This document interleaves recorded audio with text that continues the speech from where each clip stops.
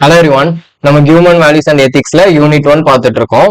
இது unit 1ஓட third lecture. நம்ம unit 1ல ஒரு 3 கொஸ்டின் படிக்கணும்னு சொல்லியிருந்தோம். So first American independence, French revolution, Indian freedom movement. நம்ம அமெரிக்கன் இண்டிபெண்டன்ஸும் பிரெஞ்ச் ரெவல்யூஷனும் ஆல்ரெடி பார்த்தாச்சு. ஸோ இந்த வீடியோல அடுத்தது இந்தியன் ஃப்ரீடம் மூவ்மெண்ட்னா என்னங்கிறதா இந்த வீடியோல பார்க்க போறோம். ஓகேவா? ஸோ இதுவுமே அதே மாதிரி கதையா தான் இருக்கும், ரொம்ப ஈஸியா முடிச்சிடலாம். So Indian freedom movement, India எப்படி சுதந்திரம் வாங்குச்சு அதுதான் நம்ம ஆல்ரெடி நமக்கு தெரிஞ்சதான் இங்க படிக்க போறோம். சோ கதையா தான் இருக்கும், நம்ம ஈஸியா ஓனா கூட எழுதிக்கலாம். ஓகேவா? சோ என்னன்னு பாருங்க. First the Indian freedom movement, also known as Indian independence movement. So இந்த Indian freedom movement Indian independence மூவ்மெண்ட்னு சொல்லுவாங்க. ஓகேவா? Was a historic struggle for self rule and independence. So இது எதுக்காக பண்றாங்கன்னா, பிரிட்டிஷ் நம்மளை ஆட்சி பண்ணிட்டு இருந்தாங்க, அவங்கள வெளியேற்றிட்டு நம்மளே நம்ம நாட்டை ஆட்சி பண்ணணும், நமக்கு ஒரு சுதந்திரம் கிடைக்கணும் அப்படிங்கறதுக்காக இந்த இந்தியன் ஃப்ரீடம் மூவ்மெண்ட்ங்கிறது பண்றாங்க. It lasted from mid 18th century to 1947. So இது வந்து ரொம்ப கிட்டத்தட்ட ஒரு 100 வருஷமா இந்த போராட்டம் நடந்துட்டு இருக்கு. ஸோ 18th centuryயோட பாதியில இருந்து 1947 நமக்கு சுதந்திரம் கிடைக்கிற வரைக்கும் இந்த இது இந்தியன் ஃப்ரீடம் மூவ்மெண்ட் நடந்துட்டு இருக்கு. ஓகேவா? ஸோ நிறைய ஈவெண்ட்ஸ் நடந்திருக்கு இதுல. It united people across regions, religions and communities to secure freedom and national self-governance. So இந்த இந்தியன் ஃப்ரீடம் மூவ்மெண்ட் என்ன ஆச்சுன்னா, நிறைய மக்களை ஒருங்கிணைச்சு, ஸோ வேற வேற இடத்துல இருந்து இருக்கலாம், இல்ல வேற வேற ரிலிஜியன், வேற வேற கம்யூனிட்டி எல்லாமே சேர்ந்து ஒன்னா போராடினாங்க. எதுக்காக போராடினாங்க? நம்ம நாட்டுக்கும் சுதந்திரம் கிடைக்கணும், நம்ம நாட்டை நம்ம தான் ஆட்சி பண்ணணும். ஸோ அப்படிங்கிற ஒரு மைண்ட் செட்டோட எல்லாரும் ஒன்னு சேர்ந்து போராடினாங்க. ஓகேவா? ஸோ இந்தியன் ஃப்ரீடம் மூவ்மெண்ட் இதுல என்னென்னலாம் நடந்துச்சு, அதோட கீ ஆஸ்பெக்ட்ஸ் என்னன்னு பார்க்கலாம். ஸோ என்னென்னலாம் முக்கியமான ஈவெண்ட்ஸ் நடந்திருக்கு அப்படிங்கிறது பார்க்கலாம். First revolt of 1857. ஸோ 1857ல நடந்த ஒரு போராட்டம் பாருங்க. இந்த first major event against British rule. So இந்த இதுதான் முத பிரிட்டிஷை எதிர்த்து போராடுறாங்க. இதை நடத்துனவர் பேரு மங்கள் பாண்டே. ஸோ இதை ஆரம்பிச்சது வந்து மங்கள் பாண்டேன்னு ஒருத்தர் இதை ஆரம்பிச்சாங்க. ஸோ இது வந்து என்னன்னா, பிரிட்டிஷ்க்கு எதிராக ஒரு போர் மாதிரி பண்ணாங்க. ஓகேவா? 1857ல. So the first major event against British rule involving soldiers and local rulers. So அங்க ஆட்சி பண்ணிட்டு இருந்தவங்க எல்லாருமே சேர்ந்து பிரிட்டிஷ்க்கு எதிராக போராடினாங்க. இது வந்து அன்சக்சஸ்ஃபுல். இது அன்சக்சஸ்ஃபுல்லா இருந்தாலும் it marked the beginning of organised national resistance. So இது வந்து தோல்வி அடைஞ்சாலும் இதுதான் நமக்கு அடுத்த சுதந்திரம் வாங்கணுங்கிற ஒரு எண்ணத்தோட ஒரு தொடக்கமா இருந்துச்சு. ஓகேவா? ஸோ இதான் ரிவால்ட் ஆஃப் 1857. 1857ல மங்கள் பாண்டேன் ஒருத்தரால தொடக்கப்பட்ட ஒரு போராட்டம். ஓகேவா? Next formation of Indian National Congress. So இந்தியால வந்து ஒரு இந்தியன் நேஷனல் காங்கிரஸ்னு ஒரு ஆர்கனைசேஷன் ஸ்டார்ட் பண்றாங்க. எதுக்காக அப்படின்னா, மக்களுக்கு என்னெல்லாம் பிரச்சனை இருக்கோ அதெல்லாம் பிரிட்டிஷ்ட சொல்றதுக்காக, சும்மா ஒரு பிரதிநிதி மாதிரி சொல்றதுக்காக ஒரு ஆர்கனைசேஷன் ஸ்டார்ட் பண்றாங்க. பாருங்க, த Indian National Congress provided a national platform for political discussion and public demands. So மக்களுக்குள்ள தேவைகள் எல்லாத்தையுமே அங்க ஆட்சி பண்ணிட்டு இருந்த பிரிட்டிஷ்ட போய் சேர்க்கணும், இதெல்லாம் எங்களுக்கு பிடிக்கல அந்த மாதிரி சொல்றதுக்காக இந்தியன் நேஷனல் காங்கிரஸ் ஒரு ஆர்கனைசேஷன் ஸ்டார்ட் பண்றாங்க. ஓகேவா? Early leaders followed the moderate path of petitions, speeches and reforms. So இது என்ன பண்றாங்கன்னா, அந்த பிரிட்டிஷ்ட ஒரு பெட்டிஷன் கொடுக்காங்க, இல்லைன்னா பப்ளிக்ல ஒரு ஸ்பீச் கொடுக்காங்க, நமக்கு இதெல்லாம் தப்பா நடக்குது, இதுல இருந்து நம்ம வெளியே வரணும், நமக்கு சுதந்திரம் வாங்கணும், அது மாதிரி ஒரு ஸ்பீச் கொடுக்குற மாதிரி இதை மாதிரி விஷயங்களுக்காக தான் இந்தியன் நேஷனல் காங்கிரஸ் ஒரு ஆர்கனைசேஷன் ஃபார்ம் பண்றாங்க. இதுவுமே இந்தியன் ஃப்ரீடம் மூவ்மெண்ட், இந்த இந்தியா சுதந்திரம் வாங்குறதுல ஒரு முக்கிய பங்கு வகிக்குன்னு சொல்றாங்க. ஓகேவா?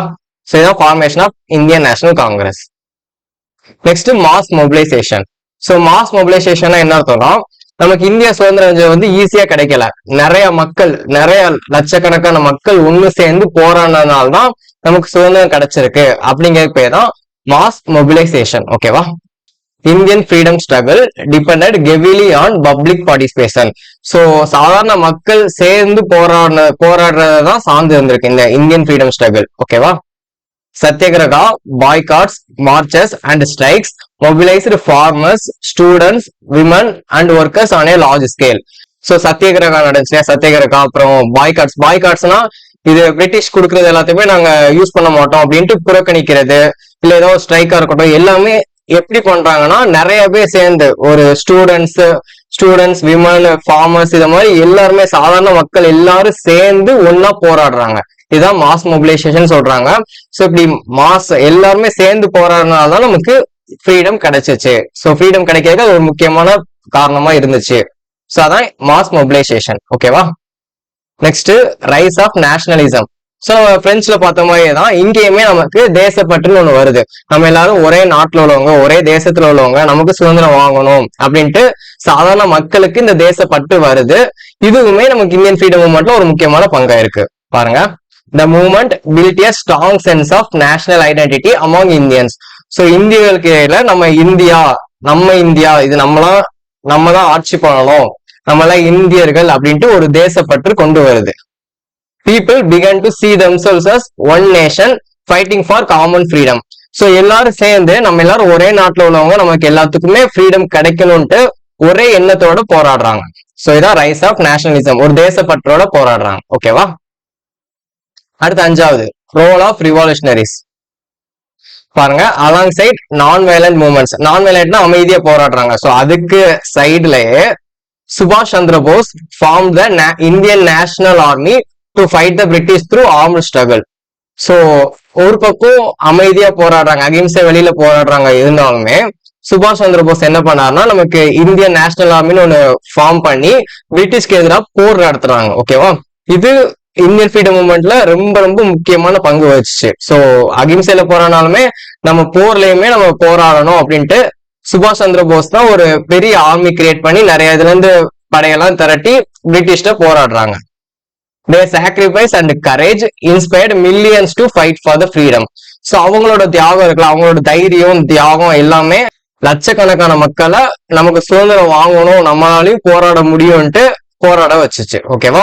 சோ இது இந்தியன் ஃப்ரீடம் மூவ்மெண்ட்ல ஒரு பெரிய பங்கு வச்சுச்சு. சோ இதுக்கு பேர் தான் ரோல் ஆஃப் ரிவால்யூஷனரிஸ். சோ வயலண்டாவும் நாங்க போராடுவோம் அப்படின்னு காமிக்கிறது. ஓகேவா? Next Quit India movement. So Quit India movement நமக்கு தெரிஞ்சதான், வெள்ளையனே வெளியேறுட்டு ஒரு மூவ்மெண்ட் நடந்துச்சு இல்லையா? சோ அதான் Quit India movement. The Quit India movement demanded immediate British withdrawal. So வெள்ளையனே வெளியேறுங்கிறதான். என்ன பண்றாங்கன்னா பிரிட்டிஷ் வந்து உடனே வெளியே போயிடணும் அப்படின்னு சொல்லி ஒரு போராட்டம் நடத்துறாங்க. இது பேர் தான் Quit India movement. It sparked nationwide strikes, protest and arrest, showing India's determination for complete independence. So நாங்க கண்டிப்பா சுதந்திரம் அடைஞ்சு தீரணும்னு ஒரு டிட்டர்மினேஷனோட எல்லா இடத்துலயுமே ஸ்ட்ரைக்கு போராட்டம் எல்லாமே பண்றாங்க. ஓகேவா? சோ இதுதான் குயிட் இந்தியா மூவ்மெண்ட். நமக்கு தெரிஞ்சதான், வெள்ளையனே வெளியேறு. ஓகேவா? Next path to independence. So இப்படி எல்லாரும் சேர்ந்து ஒன்னா போராடுறாங்களே, இத மாதிரி எல்லாமே சேர்ந்து பண்ணக்கப்புறம் கடைசியா இந்தியாவுக்கு சுதந்திரம் கிடைக்குது. அதான் பாத் டு இண்டிபெண்டன்ஸ். பாருங்க, through mass mobilisation. Mass mobilisation என்ன சொன்னோம், நிறைய பேர் சேர்ந்து லட்சக்கணக்கான மக்கள் சேர்ந்து போராடுறது. And civil disobedience. சிவில் டிசோபீடியன்ஸ்னா நாங்க இதெல்லாம் பண்ண மாட்டோம், நீங்க சொல்றத நாங்க கேட்க மாட்டோம் அப்படின்னு சொல்லி மக்கள் ஒரு முடிவா இருந்தாங்க. India eventually gained independence on August 15, 1947. So இதெல்லாம் பண்ணி கடைசியா இந்தியாவுக்கு 1947 ஆகஸ்ட் 15ஆம் தேதி இந்தியாவுக்கு சுதந்திரம் கிடைச்சிருச்சு. ஓகேவா? It marked the establishment of India as a democratic republic. So இந்தியாவுக்கு சுதந்திரம் கிடைச்சக்கப்புறம் இந்தியா வந்து ஒரு குடியரசு நாடா அறிவிச்சிட்டாங்க. ஓகேவா? சோ இவ்வளவுதான் இந்தியன் ஃப்ரீடம் மூவ்மெண்ட்ங்கிறது. சோ ரொம்ப ஈஸி தானே. ஃபர்ஸ்ட் என்ன நடந்துச்சு, 1857 ஒரு ரிவால்ட். யாரு? மங்கள் பாண்டேன்னு ஒருத்தர் வந்து பிரிட்டிஷ்க்கு எதிராக ஒரு போர் நடத்துறாங்க. அது தோல்விகரமா இருந்தாலுமே அதுதான் இந்த ஃப்ரீடம் மூவ்மெண்ட்டுக்கு ஒரு தொடக்கமா இருந்துச்சு. ஓகேவா? அடுத்து என்ன பண்ணாங்க, இந்தியன் நேஷனல் காங்கிரஸ்ல ஒரு ஆர்கனைசேஷன் ஃபார்ம் பண்றாங்க. எதுக்காகனா மக்களோட இதை ஒரு பிரதிநிதி மாதிரி பிரிட்டிஷ்ல கொண்டு போய் சேர்க்கறதுக்காக, இல்ல நாங்க ஃப்ரீடம் கிடைக்கலாம் அப்படின்ட்டு ஒரு ஸ்பீச் கொடுக்கறதுக்காக இந்த இந்தியன் நேஷனல் காங்கிரஸ் ஃபார்ம் பண்றாங்க. அடுத்து மாஸ் மொபிலைசேஷன். நிறைய லட்சக்கணக்கான மக்கள், ஸ்டூடெண்டா இருந்தாலும், ஃபார்மரா இருந்தாலும், இல்ல விமனா இருந்தாலும், எல்லாரும் இப்படி சாதாரண மக்கள் எல்லாரும் சேர்ந்து போராடிதான் இந்தியாவுக்கு ஃப்ரீடம் கிடைச்சிச்சு. அதனாலதான் மாஸ் மொபிலைசேஷன் சொல்லுவாங்க. அடுத்து ரைஸ் ஆஃப் நேஷனலிசம். சோ இப்படி எல்லாரும் சேர்ந்து போராடுறதுனால நமக்கு நம்ம நாடு, நம்ம இந்திய நாடு, நம்ம எல்லாருமே இந்தியர்கள் அப்படின்ட்டு ஒரு தேசப்பற்று சாதாரண மக்கள் கிட்ட வந்துச்சு. சோ அதான் ரைஸ் ஆஃப் நேஷனலிசம். அடுத்து ரோல் ஆஃப் ரெவல்யூஷனரிஸ். சோ இப்படி அகிம்சை வழியில போராடினாலுமே நாங்களும் போரும் பண்ணி போராடலாம் அப்படின்ட்டு சுபாஷ் சந்திர போஸ் என்ன பண்ணாங்கன்னா இந்தியன் நேஷனல் ஆர்மின்னு ஒன்று ஃபார்ம் பண்ணி பிரிட்டிஷ்க்கு எதிராக போர் நடத்தினாங்க. சோ அவங்களோட அந்த தியாகம், அவங்களோட தைரியம் எல்லாமே லட்சக்கணக்கான மக்களை இன்ஸ்பயர் பண்ணுச்சு. ஃப்ரீடம் கிடைக்கலாம் அப்படின்ட்டு போராடுறதுக்கு இன்ஸ்பயரா இருந்துச்சு. ஓகேவா? இதான் ரோல் ஆஃப் ரெவல்யூஷனரிஸ்.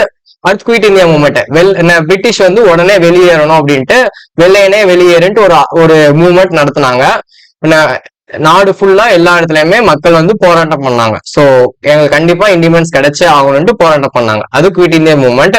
சோ இப்படி எல்லாமே நடத்தி எல்லா போராட்டமும் செஞ்சு எல்லா மக்களும் இணைஞ்சு போராடி கடைசியா இந்தியாவுக்கு 1947ல இந்தியாவுக்கு இண்டிபெண்டன்ஸ் கிடைக்குது. சோ இந்தியா இண்டிபெண்டன்ட் ஆனதுக்கப்புறம் இந்தியாவை குடியரசு நாடா அறிவிக்காங்க. சோ இவ்வளவுதான் இந்தியன் ஃப்ரீடம் மூவ்மெண்ட். ரொம்ப ரொம்ப ஈஸி. இப்படி தமிழ்ல நினைவு வச்சுக்கோங்க, உங்களுக்கு அங்க மறந்தாலுமே நீங்களும் ஓனா எழுதிக்கலாம். ஓகேவா? சோ இவ்வளவுதான் இந்த வீடியோ. இந்த 3 கொஸ்டின் மட்டும் படிச்சாலே ஃபர்ஸ்ட் யூனிட்ல கண்டிப்பா ஒரு கொஸ்டின் அட்டன் பண்ணிடலாம். சோ இந்த வீடியோ உங்களுக்கு யூஸ்ஃபுல்லா இருந்துச்சுன்னா உங்க ஃப்ரெண்ட்ஸ்க்கு ஷேர் பண்ணுங்க. நம்ம சேனலை சப்ஸ்கிரைப் பண்ணிக்கோங்க. நெக்ஸ்ட் வீடியோல பார்க்கலாம். தேங்க்யூ. ஜெய் ஹிந்த்.